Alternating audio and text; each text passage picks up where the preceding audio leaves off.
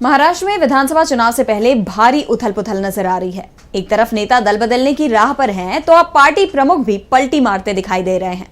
जी हां, एनसीपी प्रमुख अजित पवार ने अब अपने ही फैसले से पलटी मारी है। उन्होंने अपने फैसले को गलत बताया है। तो क्या था वो फैसला जिसे लेकर अब अजित पवार को ही हो रहा है पछतावा? जानने के लिए देखिए ये रिपोर्ट। महाराष्ट्र में फिलहाल चुनावी हलचल तेज है। आगामी विधानसभा चुनाव के लिए सभी पार्टियां अपनी रणनीति पर काम कर रही हैं। इस बीच एनसीपी प्रमुख अजित पवार का चौंकाने वाला बयान सामने आया है। अजित पवार ने अपनी गलती मानी है। उन्होंने कहा कि लोकसभा चुनाव में पत्नी और बहन को आमने सामने लाना गलत कदम था।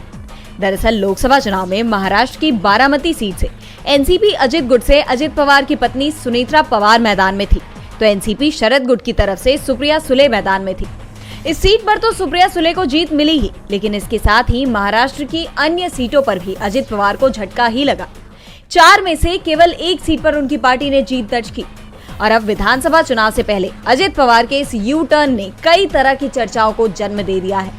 अजित पवार ने आगे कहा है कि राजनीति की अपनी जगह है और इसे घर के भीतर नहीं घुसाना चाहिए। उन्होंने ये भी कहा कि अगर वो रक्षाबंधन के दौरान बारामती में होते हैं तो वो निश्चित रूप से अपनी बहन सुप्रिया सुले से मिलेंगे। ऐसे में सवाल ये उठ रहे हैं कि अचानक से अजित पवार के तेवर शरद पवार के लिए इतने नरम कैसे हो गए? क्या महाराष्ट्र की राजनीति में कोई बड़ा मोड़ आने वाला है? क्या विधानसभा चुनाव से पहले एनसीपी एकजुट हो जाएगी? अगर ये सच हुआ तो चुनाव से पहले ये एनडीए के लिए बड़ा झटका साबित हो सकता है।